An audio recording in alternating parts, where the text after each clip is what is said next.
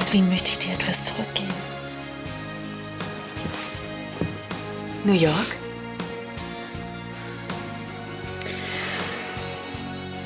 Ich weiß, wie wichtig es für dich ist und für mich ist es in Ordnung.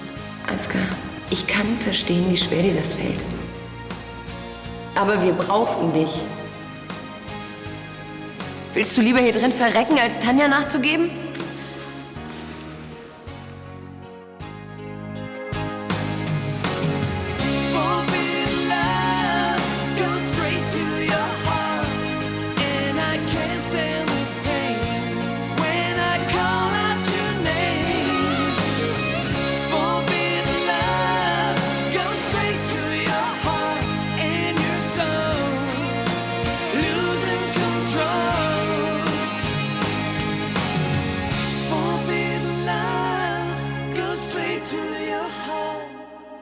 Natalie, jetzt versteh das doch. Ich kann auf Tanjas Forderung nicht eingehen. Aber sie ist die Einzige, die dich entlasten kann. Sie hat mir diesen Mist hier erst eingebrockt. Soll ich ihr vielleicht jetzt noch dankbar sein, dass sie meine Unschuld beweist? Ja, ich weiß, du hast recht. Es ist alles sehr ungerecht. Aber es lässt sich nun mal nicht ändern. Lass dich auf ein gemeinsames Sorgerecht für Hannes ein und Tanja wird dafür sorgen, dass du wieder freikommst. Klar. Und wie soll das laufen? Soll ich mich vielleicht immer mit ihr absprechen, wenn es um den Kleinen geht? Soll ich sie vielleicht fragen, welche Medizin er nehmen kann? Und ob ich mit ihm in den Urlaub fahren darf und wohin? Dafür wirst du frei sein. Du wirst mit deinem Sohn zusammen sein. Und mit mir. Bitte, Ansgar. Gib Tanjas Forderungen nach. Das ist deine einzige Chance. Ich mein's ernst. Wenn du nicht willst, dass ich gehe, dann bleibe ich hier. Du bist schon einmal wegen mir hier geblieben. Ich würde es wieder tun. Natürlich liegt mir viel daran, die Auktion in New York auszurichten. Aber mir liegt noch mehr daran, dass du glücklich bist. Ich bin glücklich. Wir bekommen ein Baby. Siehst du? Und darauf sollten wir uns auch jede Minute gemeinsam freuen. Und dann die Sache mit Arno. Ich kann doch verstehen, dass du jetzt nicht allein sein willst. Ich komme mir so egoistisch vor. Du machst dir so viele Gedanken um mich und ich zerfließe in Selbstmitleid. Meinst du nicht, mir würde es genauso gehen, wenn du mich 4 Wochen allein lässt? Was sind schon 4 Wochen? Die kriegen wir irgendwie rum. Heißt das? Dass du nach New York fliegen sollst, ja. Aber nur, wenn du mich jeden Tag anrufst und mir erzählst, wie es euch beiden geht. Mach dich auf glühend heiße Ohren gefasst. Dann sollten wir jetzt nicht mehr so viel Zeit mit Reden verplempern. Du hast recht. Wie immer.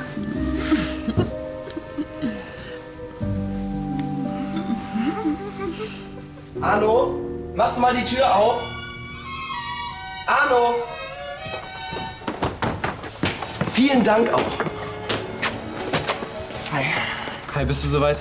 Nee, ich brauche noch meine Jacke. Die ist in der Küche. Hallo, Herr Brandner. Was will er hier? Arno, jetzt hör doch mal auf. Für all das, was passiert ist, kann Konstantin noch nichts. Also lass ihn in Ruhe. Herr Brandner, was mit meinem Vater passiert ist, tut mir unglaublich 5 leid. Minuten. Danach will ich ihn hier nicht mehr sehen. Sorry, aber das darfst du echt nicht persönlich nehmen. Ich versuche es. Willst du was trinken? Hier ein Wasser. Und was macht Lisa so? Die ist mit Anni in der Stadt Weihnachtsgeschenke kaufen. Wie, ich dachte, du bist fest entschlossen, sie zurückzugewinnen. Bin ich auch. Aber Wenn ich wüsste wie, dann würde ich bestimmt nicht mit dir hier abhängen. zumindest weißt du jetzt, dass Lisa eifersüchtig auf deine angebliche Freundin ist. Und was bringt mir das? Soll ich vor ihrer Nase dauernd mit Judith rumknutschen oder was? Klar, wenn sie mitspielt. Dann habe ich das gleiche Problem an der Backe wie du damals mit der Jensen. Ja, auch wieder wahr. Ich werde sie schon irgendwie davon überzeugen, dass ich besser für sie bin als dieser Popeye für Arme.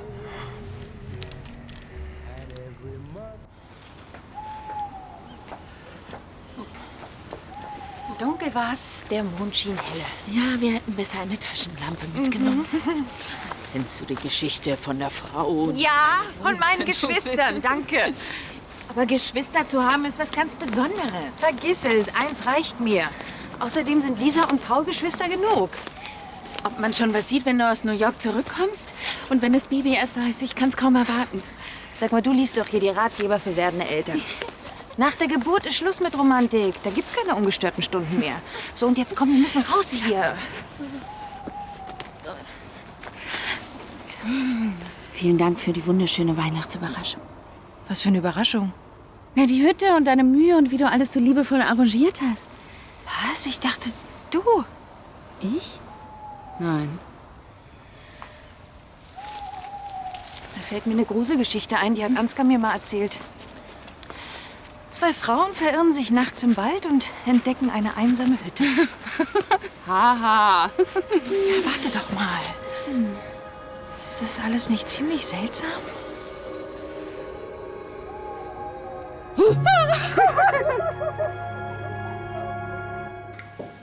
Ja, bitte. Meine Nichte wünscht Sie zu sprechen und Frau von Anstetten. Danke, Frau Köppel. Ansgar hat zugestimmt. Deswegen habe ich Sie auch gleich mitgebracht. Hat er denn auch die Einverständniserklärung unterschrieben? Ja. Wenn ich dann um das Beweismaterial bitten dürfte. Wer sagt mir denn, dass Sie Ihren Teil der Abmachung einhalten? Ich habe hier die Bestätigung des Jugendamtes. Dem Antrag auf ein gemeinsames Sorgerecht wurde stattgegeben. Naja, wenn das so ist. Showtime.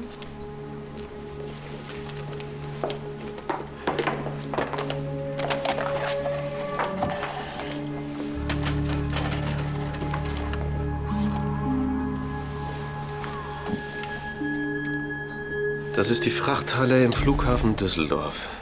Und das sind die Weinkisten. Da kommt ein Mann.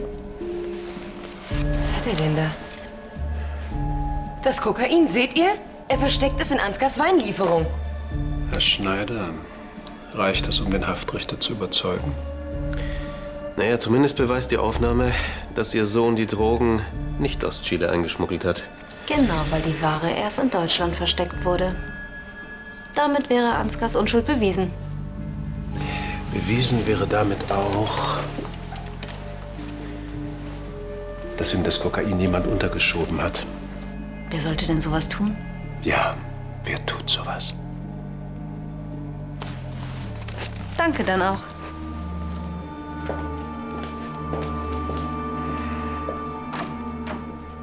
Es hat bestimmt einer für seine Freundin arrangiert. Und wir machen uns da breit. Wie peinlich.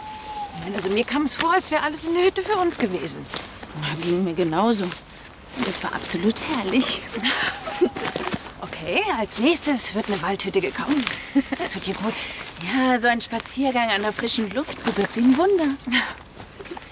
Ah, weißt du, was wir vergessen haben? Was denn? Ja, weswegen wir eigentlich hier sind. Oh, der Weihnachtsbaum. Ja, und die Axt haben wir vor der Hütte liegen lassen. Mensch, wir haben Gregor versprochen, dass wir den Baum besorgen. Ja, und jetzt? Guck dir das an. Also langsam finde ich's schon gruselig. Ich komme mir vor, als wäre ich im Märchen. Weißt du, was ich glaube? Ach, vergiss es. Nein, was? Naja, erst die Hütte, jetzt der Baum. Irgendwie habe ich das Gefühl, wir haben das diesem Mann zu verdanken. Dem Weihnachtsbaumverkäufer? Ja.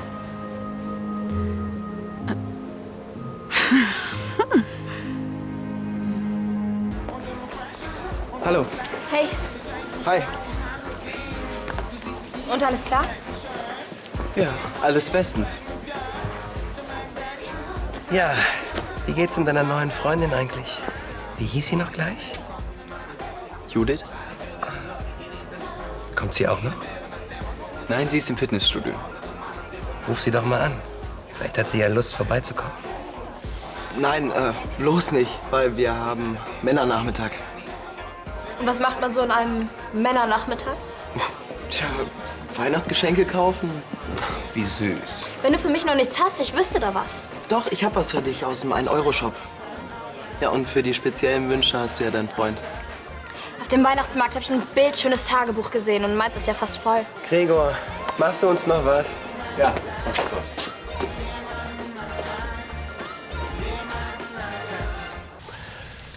Es tut gut zu wissen, dass Ansgar jemanden wie dich an seiner Seite hat. Jemanden, der an ihn glaubt und der zu ihm hält. Ich habe so oft an Ansgar gezweifelt und ihn zum Teufel gewünscht.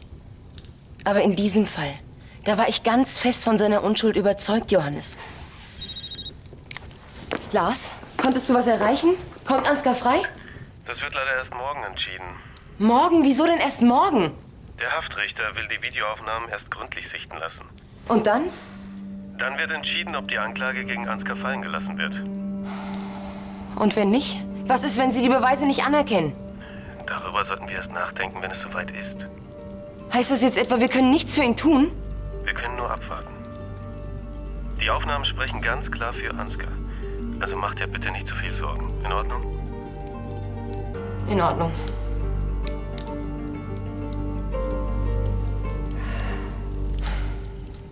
Vorerst ziehe ich jedenfalls nicht zurück nach Königsbrunn. Und dann bleibst du ganz allein im Penthouse wohnen? Solange mein Bruder im Knast ist und dann muss ich halt mal sehen. Und Weihnachten, was machst du da? Ja, ich gehe dann mal. Kommst du mit? Bin dabei. Ihr wollt zahlen? Genau. Was war das jetzt? 2 Kaffee, 2 Cola? Macht 9,20 Euro. Kommt ihr eigentlich morgen auch zum Weihnachtsbrunch hierher? Wird bestimmt super. Hatte ich zumindest vor, ja. Ja, ich auch. Und bringst du Judith mit? Ja, sicher bringe ich sie mit. Klar, es ist schließlich unser erstes Weihnachten zusammen. Ja, schön. Dann bis morgen, ne? Ja, tschüss. Tschüss. Tschüss. Ja, sicher bringe ich sie mit. Sag mal, bist du noch normal? Irgendwas musste ich doch sagen. Ja, aber doch nicht, dass du sie mitbringst. Judith hat doch keinen blassen Schimmer, was du hier abziehst. Dann sage ich morgen eben, dass sie nicht konnte. Lisa ist eifersüchtig auf Judith, das hast du selber gesagt. Also warum soll ich sie nicht in dem glauben lassen? Und wenn ich Lisa erstmal so weit habe, dass sie mich zurückhaben will, schieße ich Judith einfach ab. Mann, du wolltest doch nicht die gleiche Nummer abziehen wie ich damals mit der Jensen, oder? Ich liebe Lisa. Und im Gegensatz zu Andi weiß ich, was sie sich zu Weihnachten wünscht.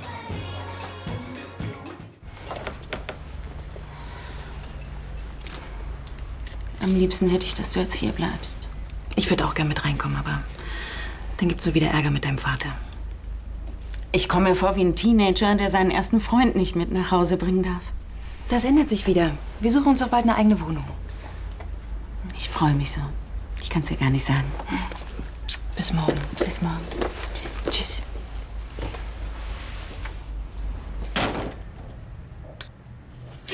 Papa. Wieso sitzt du schon wieder im Dunkeln? Willst du dich nicht lieber oben hinlegen? In dieses Ehebett, nein, danke.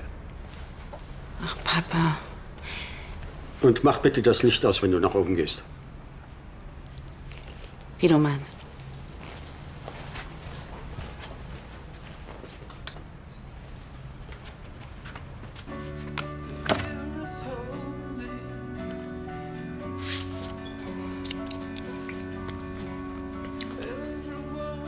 Liebe Lisa.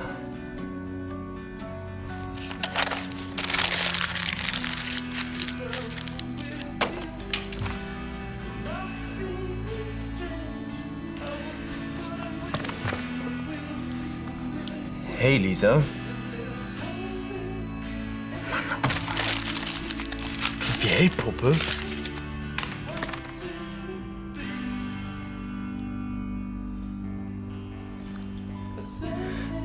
Ein friedvolles und glückliches Weihnachtsfest. Dein Konstantin.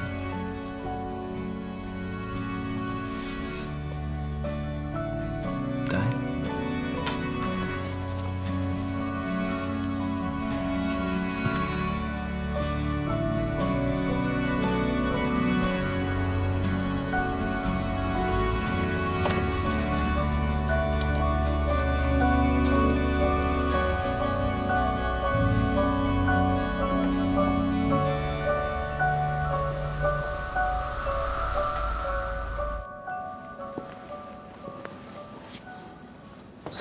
Ich habe wirklich selten einen so prächtigen Baum gesehen. Vielen Dank. Nun, dann wird das gewiss auch ein besonders schönes Fest für Sie und Ihre Familie. Das hoffe ich. Danke. Und wir sehen uns das nächste Jahr wieder? Frohe Weihnachten. Frohe Weihnachten. Soll er wie in den letzten Jahren geschmückt werden? Wenn sich sonst schon alles verändert hat. Also das übernehme ich dieses Jahr selbst. Der Baum soll aussehen wie immer. Vielleicht erinnert das an bessere Zeiten. Dann kümmere ich mich sofort um den Schmuck. Johannes, Nathalie. hat sich Lars schon bei dir gemeldet? Nein, leider noch nicht. Ich kann ihn nämlich auch nicht erreichen. Er würde sich doch melden, wenn es etwas Neues gibt. Nicht, wenn er schlechte Nachrichten hat.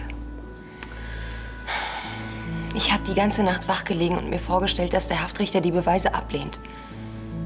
Und Ansgar sitzt alleine an Weihnachten in seiner Zelle. Vielleicht hilft es ja, an Wunder zu glauben. Gerade zur Weihnachtszeit. Was ist das denn? Für Lisa. Hallo, ihr zwei. Hi, Susanne. Kommt rein. Oh, warte. Hallo. Hallo. Hi. Hier, das ist für dich, das lag vor der Tür. Ich schau gleich rein. Ich muss erst noch den Tisch fertig decken. Ich leg's da hin. Und das Essen ist auch gleich fertig. Und ich habe das Brot geschnitten. Danke, dass ihr so spontan Zeit hattet. Arno braucht jetzt dringend unseren Beistand. Hoffentlich können wir ihn ein bisschen aufmuntern. Also, ich bin mir nicht so sicher, ob er mich dabei haben will. Ja, schließlich weiß ich schon seit Wochen, was zwischen Johannes und Elisabeth läuft. Und ich hätte es ihm direkt sagen sollen. Er hat bestimmt schon eingesehen, dass du ihm nur nicht wehtun wolltest. Für Papa ist jetzt am wichtigsten, dass er seine Familie um sich hat und weiß, dass er nicht alleine ist.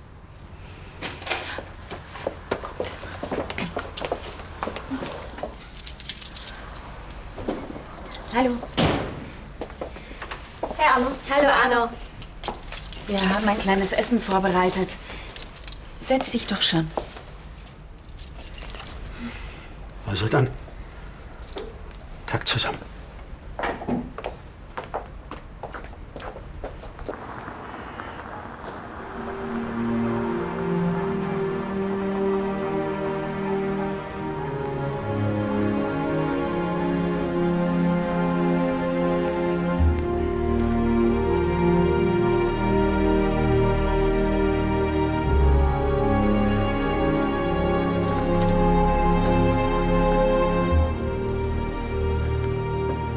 So, das müssten endgültig die letzten sein. Oh, jetzt ist gar kein Platz mehr. Wir haben ja schon alles vollgehängt. Fehlt nur noch die Baumspitze. Oh. Hier hat offenbar das Zeitliche gesegnet. Oh nein. Und das kein schlechtes Omen ist. Dass du abergläubisch bist, ist mir neu. Ansgar. Du bist frei.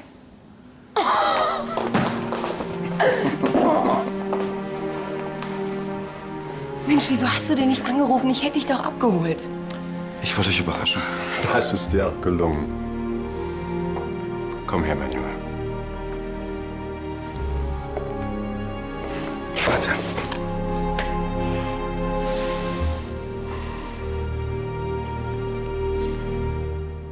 Vielleicht hast du ja nach dem Essen Lust auf einen Spaziergang. Na, wie wär's? Ist doch so schönes Wetter draußen. Ich liebe diese Tage, wenn es draußen eiskalt ist und wenn dann die Sonne scheint. Arschkalt, würde ich eher sagen. Nein, ich komme nicht mit. Ich hab da noch was.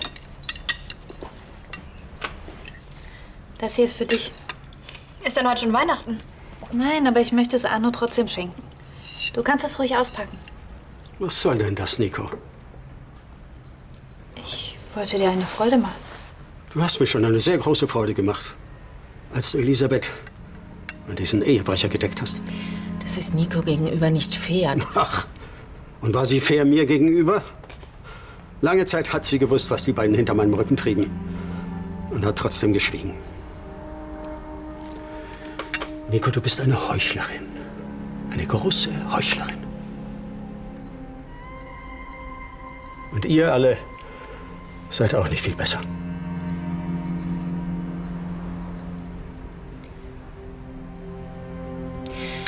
Würdet ihr bitte meinen Vater und mich eine Minute alleine lassen?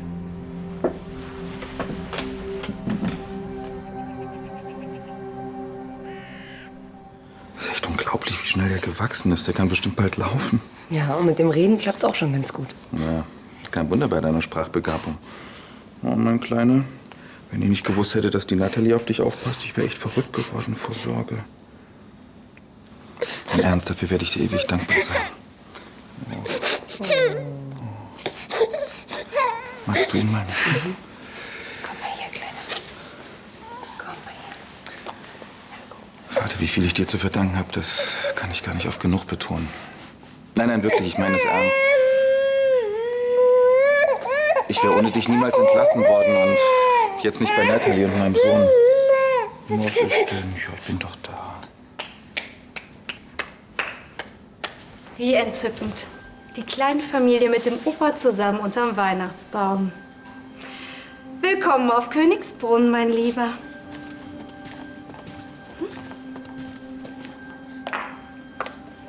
Ach, bitte. Oh, etwas mehr Dankbarkeit hätte ich schon erwartet. Was denn? Dafür, dass ich deinetwegen wochenlang im Knast schmoren musste? Ich dachte, du hättest vielleicht neue Freunde gefunden. Das vergesse ich dir nie, Tanja. Vergiss das nicht. Anstatt mich zu langweilen, solltest du dir lieber mal überlegen, wann wir uns zusammensetzen, um deine Besuchszeiten für Johannes zu klären. Falls du schon wieder sitzen kannst.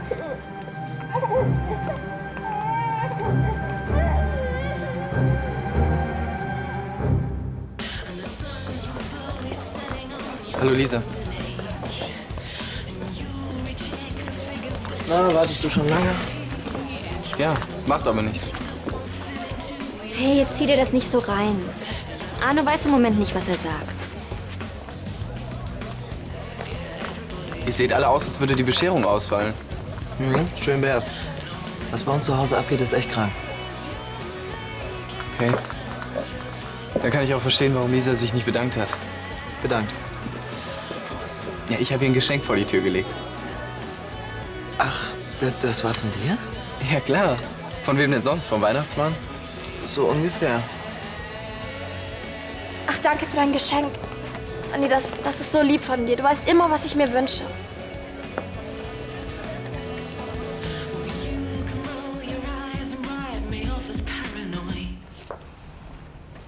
Papa, wir sorgen uns um dich, weil wir dich lieben. Du musst aufhören, andere für dein Leid verantwortlich zu machen. Lisa und Paul trauen sich gar nicht mehr, dich anzusprechen. Und was du gerade mit Nico gemacht hast. Sie ist verlogen wie alle Lahnsteins. Du bist so verbittert, dass du gar nicht mehr siehst, wer es gut mit dir meint. Und wenn du so weitermachst, dann stehst du irgendwann ganz alleine da, weil es keiner mehr mit dir aushält. Papa, willst du das wirklich?